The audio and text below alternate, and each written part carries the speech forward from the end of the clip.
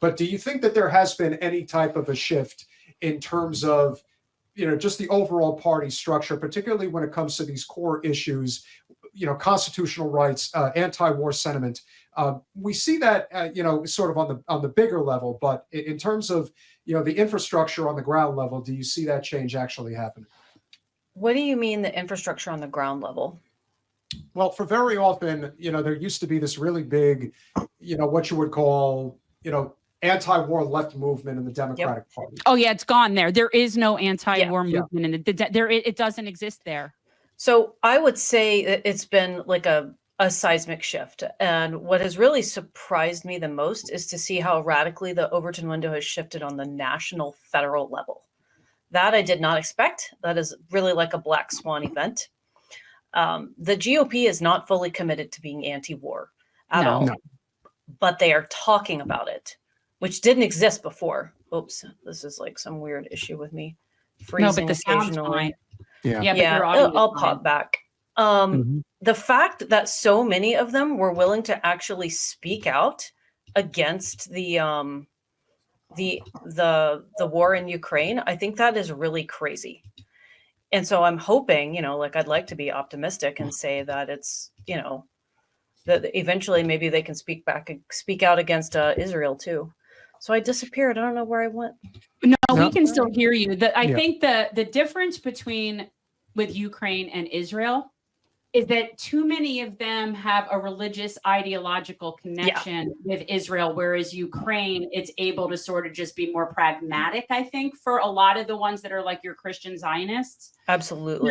That's what I think. I think that it's, I think it's I think that's definitely a big part of it. But the more significant aspect of it is the fact that the Israel lobby is right there with Big Pharma and Big Oil when it comes to the most influential, multinational conglomerates on the Hill. You do not get in Israel's way, especially right now, because they're a wounded animal. So now, when they say that we were willing to commit 100 million to this election cycle alone, I think it's going to top like 125 million by the time it's all said and done. And just how out of control corporate special interest money controlling our government has just come to the forefront. But I think because it's so in your face now, that a lot of the public is starting to reject it. Your thoughts on that? So here's a couple of thoughts on that. One, what is one of my biggest political goals? I aim high. High. It's to become a more powerful influence than AIPAC. That is what I want to do. I want to become a more powerful influence than AIPAC. I want to compete with AIPAC and knock them out.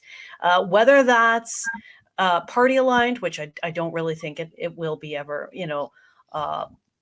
whatever that block is, I want to be in charge of it. Anti-AIPAC. Yeah. And I do think it's actually possible. Neocons didn't used to control Washington, D.C. They were like this fringe weirdo think tank. And then William F. Buckley, and maybe he had a little bit of help from the CIA on this, but they went from fringe weirdos to being in charge. Well, not to be crass, but at a certain point, they are going to literally die out. And I think that we do have an opportunity there. And there are a whole bunch of progressives who are super pissed off.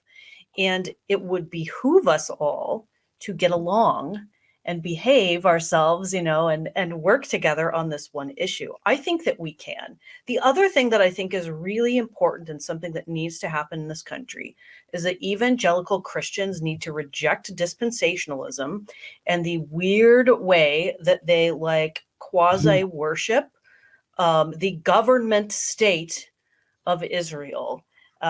It's a whole thing with the Schofield Bible. I would say that it's bad theology.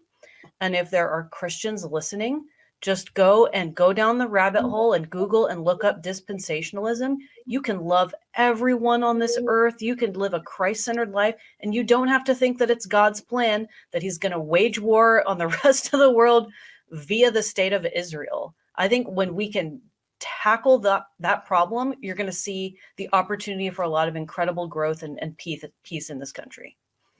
I remember when Dr. Paul had a constituent delegation coming in from Christians United for Israel, which is a very powerful force, or at least at the time it was on the Hill. And they came in and they were very aggressive. and they told him exactly what they wanted him to do. And he very calmly, and they told him about, their views about the end times and how we have to work to hasten the end times. We have to work to hasten the apocalypse, because that's what God wants us to do. And it was one of the times that I really marveled at his skill. And I don't think it was a practice skill. It was just a natural skill. He just his Lutheran self kind of leaned back and said, well, I kind of think that God is all powerful, and he really doesn't have to depend on us to help him for whatever plan he has in mind. And they didn't have any response for that, and it was really kind of funny. And when the group left, it was the older generation left, the kids that brought along with him snuck back into our office to have him autograph things and sign things. So I think it was a good sign. It does take time, to build up these coalitions and build up the trust. We find that, especially the second run, I think you would agree, Jen, is one of the big problems that we had is being able to build coalitions with other groups if people on what you would consider to be the far left, they don't really like to play well with others. No. And that's a huge problem. Yep. And even if you agree in principle on certain issues, libertarians and progressives in particular are never going to agree on some of the multiple foundational principles of how economics should actually work in this country. And because of that, they see it as, well, we can't get along with them. We agree on endless war. We agree on civil liberties. We probably agree more on healthcare than one is willing to admit.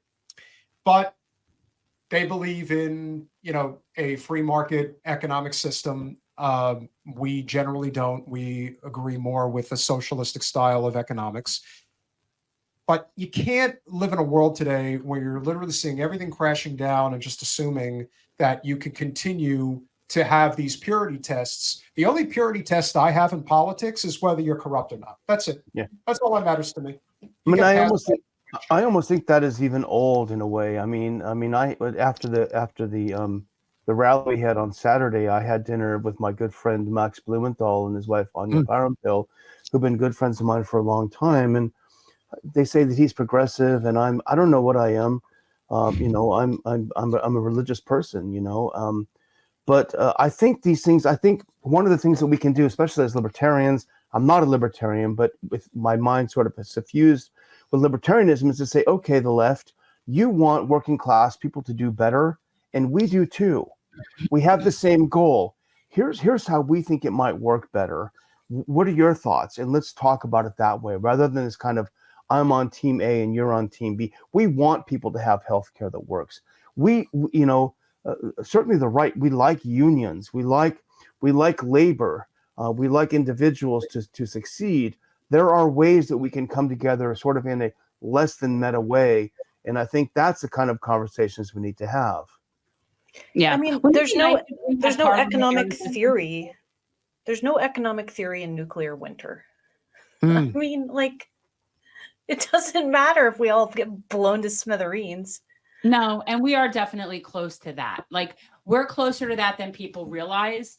And right now, I look at people like Netanyahu as that is the biggest threat to security in this world, is him and people like him that are, an American empire. We're the threat, right, to global security for everybody. But if I think about anybody who would be willing to push that button and take everybody out with him, it's that guy.